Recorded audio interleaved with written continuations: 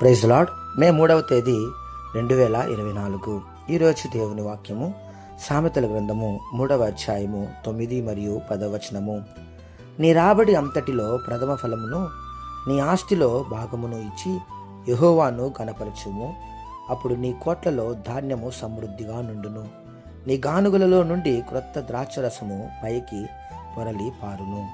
అవును క్రీస్తునందు ప్రియమైన వారలారా, ప్రథమ ఫలము అనగా దేవుడు మనకిచ్చు కష్టార్జితములోని మేలులలోని ఈవులలోని మొదటి భాగము దేవునికి అర్పించుట.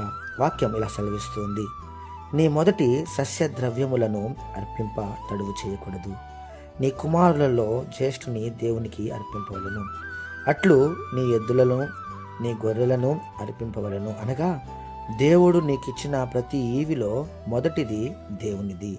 అది ఏదైనా అలా నీవు చేసిన ఎడల నీ కోట్లలోనూ నీవు చేయు ప్రయత్నములన్నిటిలోనూ నీకు దీవెన కలుగునట్లు యెహోవా ఆజ్ఞాపించును.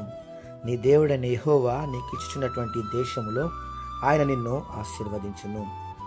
కోట్లు ధాన్యముతో నిండును.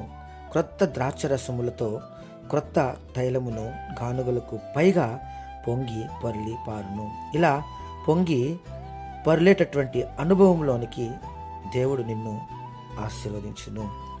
దేవుని వాక్యము ఇలా సెలవిస్తుంది. దావీదు ఇట్టి అనుభవాన్ని కలిగి ఉన్నాడు.